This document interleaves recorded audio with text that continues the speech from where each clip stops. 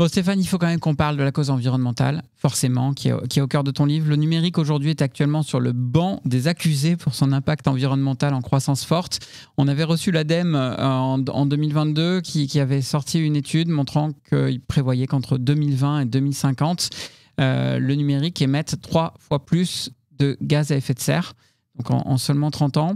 Le numérique, aujourd'hui, ça pèse 4,5% selon les derniers relevés. En France, c'est à peu près pareil dans le monde des gaz à effet de serre, des émissions de gaz à effet de serre, mais en montant, en volume, ça pourrait faire donc x3. Comment on peut résoudre ce problème-là ? Comment on peut résoudre ? Ça va être difficile que le numérique émette moins, manifestement, puisqu'il y a l'effet rebond qui est en train de jouer à plein. Mais est-ce qu'on peut envisager qu'on puisse orienter le numérique pour la réduction des gaz à effet de serre, de tout le reste, des activités humaines ? Est-ce que c'est ça la solution ? Alors, on peut...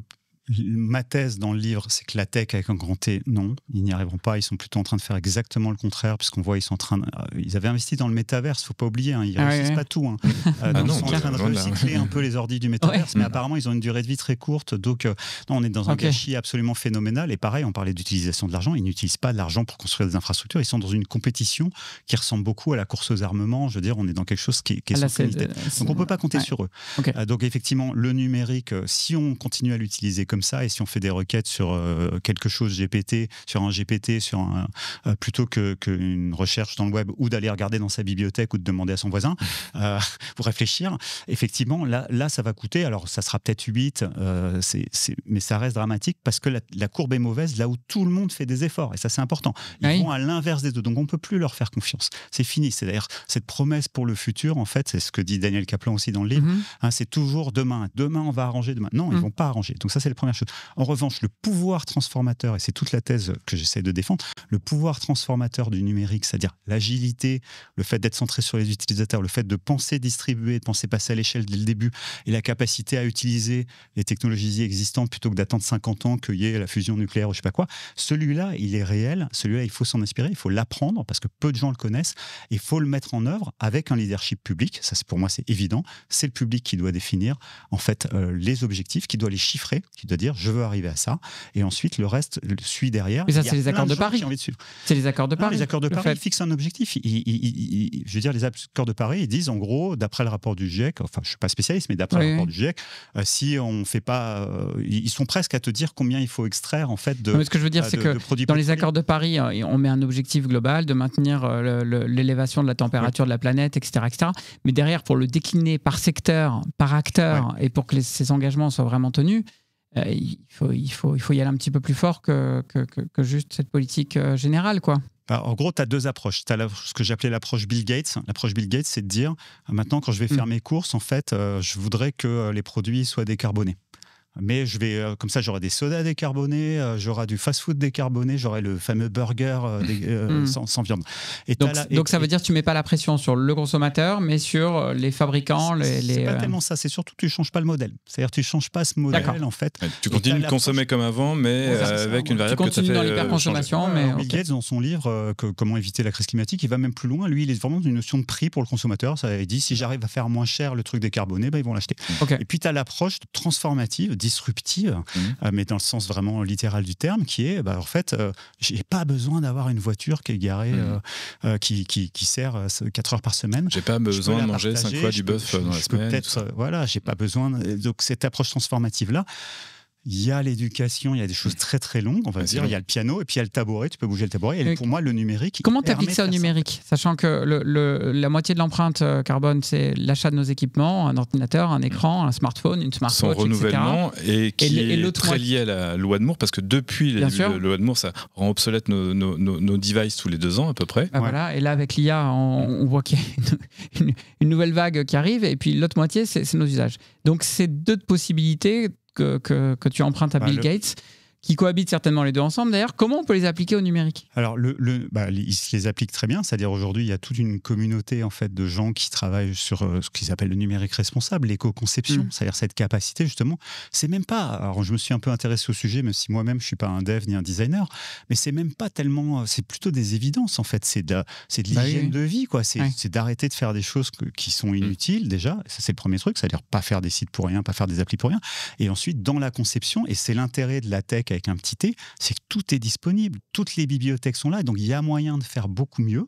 Et ensuite, je dirais, peut-être utiliser un petit peu moins, dépendre un petit peu moins de la tech avec un grand T, c'est-à-dire aller un peu moins, passer de temps à scroller des images, des vidéos, etc. Mais justement, j'aime bien ce parallèle entre la petite tech, ou en tout cas la tech avec un petit T plutôt, et la tech avec un grand T.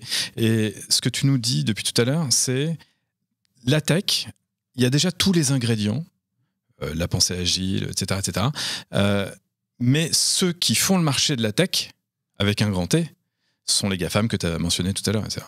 Donc, si on a tous les ingrédients, si on a tous les éléments de la recette, mais que finalement, il n'y a qu'une poignée de chefs au monde qui te servent à table ce que tu manges, c'est quoi comment on craque le truc? Alors je me suis lancé dans le bouquin, j'ai fait 3 hypothèses, enfin c'est pas 3 hypothèses, j'ai imaginé 3 leviers particuliers de la fin de la tech, en fait, avec un grand T. Le premier, c'est l'IA, paradoxalement, c'est-à-dire c'est cette logique justement, comme il saute sur tout ce qui bouge, et l'IA en fait, pour moi, elle va bousiller.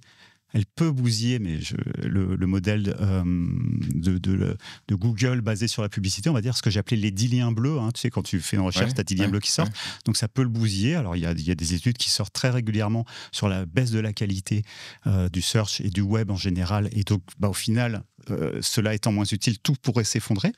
L'interface vocale, ou en tout cas je pose une question, on répond, c'est difficile de mettre de la pub. Donc ça, c'est vraiment le premier truc, c'est l'IA va peut-être en fait être le poison qui va bousiller le web tel qu'on le connaît aujourd'hui. T'es sûr que les faiseurs d'IA, quand aujourd'hui on passe sur Perplexity ou même, je sais pas, un simple Gemini, Google, qui te met les sources directement quelque part, qu'est-ce qui les empêche de faire du référencement payant comme Google le fait déjà aujourd'hui sur du simple web? C'est une hypothèse. D'accord, ok, non, mais je respecte, mais c'est intéressant. Une fois, c'est eux qui se retrouvent dans la position des sortants, dont ils ont bousillé tout le business model d'il y a 20 ans. Donc, c'est eux qui sont dans cette situation-là. Et ils sont gênés, on voit, ils ne savent pas trop, j'y vais pas, etc. Donc, ça, c'est la première chose. La deuxième chose, c'est nous. Je veux dire, Arnaud, nous avec nos dirigeants ou nous tout seuls, on en aura peut-être marre en fait de ça. On en a peut-être marre en fait de cette conso à outrance, de cette manière d'utiliser, non pas le web, mais cette manière d'utiliser l'information, de se distraire, de se parler. Et comme nous l'a dit un invité récemment, on est plus nombreux qu'on ne le pense. Exactement. Voilà, tu penses à Lou? Alors Lou Velgreen, effectivement, et Olivier Alexandre, c'était lui qui nous avait donné cette citation. Ouais. Donc la deuxième option, c'est ça, c'est nous. Et la troisième, c'est la régulation. Encore une fois, dans les volumes, dans la puissance, etc., on est beaucoup plus puissant qu'on ne le croit. 1 et 2, c'est l'innovation, elle est toujours, à un moment donné, elle a été liée à des grands investissements publics ou des grandes décisions publiques. Il n'y a pas de raison que ça s'arrête. Et tu es de ceux qui pensent que la régulation tue l'innovation, parce que c'est aussi un poncif qu'on entend tout le temps. Pas du tout. Pas du tout. Au contraire, si elle est bien faite, évidemment, c'est comme si tu dis un médicament. Un médicament peut te tuer ou il peut te soigner. Je veux dire, la régulation, elle est indispensable. Je veux dire, tout le monde, il y a des règles. Donc la régulation mal faite, évidemment, tue. Mais c'est un pléonasme de dire ça. Donc la régulation, au contraire, doit favoriser l'innovation. Et par contre, s'il y a quand même quelque chose qui ne va pas aujourd'hui, c'est ces barrières internes, c'est-à-dire que ce soit à différents niveaux, c'est un peu fractal. Il faudrait s'inspirer, et c'est toute la thèse du bouquin, en fait, c'est s'inspirer de la puissance d'un modèle qui est scalable, qui est standardisé, mais ouvert. C'est-à-dire qui n'est pas justement possédé par certains, s'inspirer de cette puissance de modèle pour se dire, en fait, interroger justement les différentes régulations en se disant, est-ce qu'elles permettent cette diffusion, est-ce qu'elles permettent ces échanges, ou au contraire, est-ce qu'elles les restreignent? French Tech, esprit critique pour tech éthique.